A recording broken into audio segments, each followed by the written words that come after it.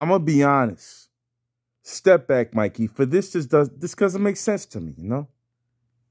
You got a team that's probably playing the best they ever had, but you have some injuries, and now you're left with a situation where you lost an all-star caliber player to incorporate two role player type of players.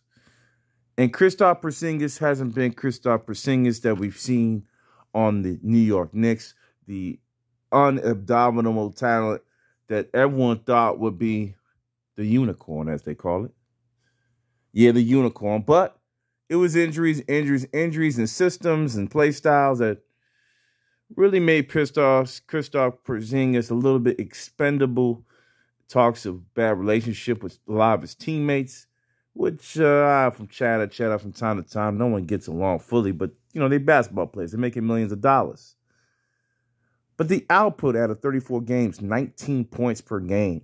Okay, he's averaging. I believe he's averaging almost 8-9 rebounds per game.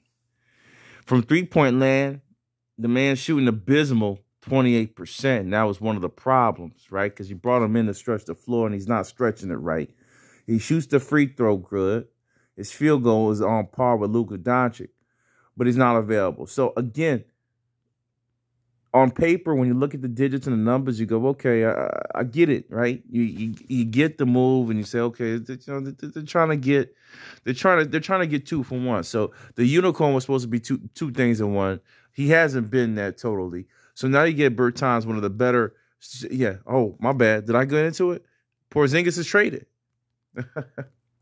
He's traded to the Wizards. Off to see the Wizard.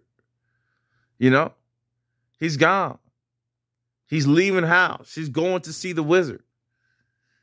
And with that trade, let's get into the details. Wizards, Mavericks. I love doing it like this, man. I like this like this format. Where you just pull it in. Look at the details. They bring in Spencer Dinwiddie. Okay, a guy that was supposed to have a splash with the Washington Wizards. Got paid pretty well, but I'm sorry, there wasn't no splash with that move. Okay, there wasn't no. Again, look, it's almost 8 rebounds, 2 blocks. So I like the blocks. So yeah, definitely the improvement there.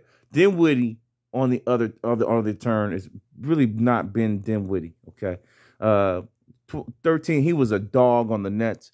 Really not a dog here. Bertans signed a big contract. Look at his output. I mean, look at that. I don't know what this move was supposed to commemorate. I know that Tim Hardaway Jr. is having issues with the foot. I understand that Luka's kind of by himself. Brunson's having a 6-man borderline all-star target season. But is that enough money or ammunition to keep the Mavericks where they're at in a position to make the top standings in the playoffs and continue their run maybe past the first round? With this move, I'm sorry, Mr. Mark Cuban, you really have just applied I am out in the first round, most definitely. With this team, unless Luka goes Luka crazy, talking about Larry Bird type shit, he's going to do that 50 he scored last night. It'll have to be over 5 games. Okay. If that's not running, and there's potential he could do that. He's that type of talent. Scoring talent-wise, he's that type of talent. Okay? Okay? So, they made it hard on Luka now. And Luka may have made it hard on himself. Instead of finding a way to incorporate the superstar and the unicorn who is Porzingis, who likes to play on the outside, okay? He likes it on the outside. That's the way he likes it. Start out there and then going. He's too skinny, right? It's going to be rough for him on the inside. So he likes to face up. Instead of trying to incorporate him into the offense and make him the second guy, which he was anyway, they didn't. They didn't utilize him correctly. Now, the Wizards now have a little bit more potent lineup, a little bit more scary. They did make a couple more trades. I won't go into it here because those are separate videos, but, the boy Montrez did make a move. We'll talk about that, about the Hornets and what it means for them. But as far as this lineup, as far as the Washington Wizards, they're very interesting to me. I mean, they're really loaded everywhere, in my opinion.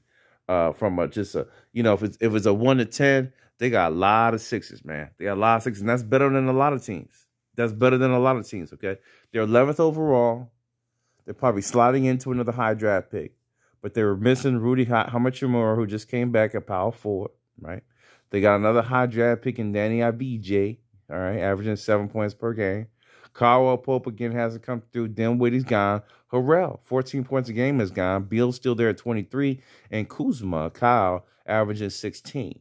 So now they get into this draft conversation, okay, where I think they're going to maybe load up and maybe hit a unique pick, okay? The star power, the additional star power that you need to play alongside Beal. Now, some may argue Kuzma is headed there, but we have yet to see that on a full-time basis. The stats tell you he's close, but he's not fully there yet. I'm not going to lie to you. The three-point percentage of this team is abysmal too. A lot of teams are not shooting well, guys. I mean, 30%. Caldwell Pope's their best shooter. To surprise me. Why isn't he playing more? You know, Rudy Hachimura doesn't have enough games for me to really celebrate him and his percentage. Okay. Caldwell Pope's their best shooter. Yeah, I see the problem. I see the problem. That said, they're bringing in Mr. Porzingis, and what does it mean? It means they're rebuilding. They're not doing much this year.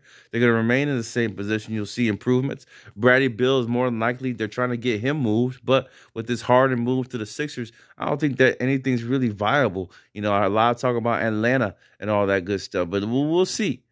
We'll see this offseason what happens. The Wizards have really solidified themselves and trying to make progress. How is Kuzma and Porzingis going to play with each other? That's going to be the interesting play. Gaffer's definitely the guy inside who's been tough. I wouldn't want to get him out of the starting lineup, but hey, Porzingis is there. What do you do? Interesting plays for these teams. I think they're just another chess move. I'm out of here. Step back, Mikey. Doncic now is totally alone. Peace.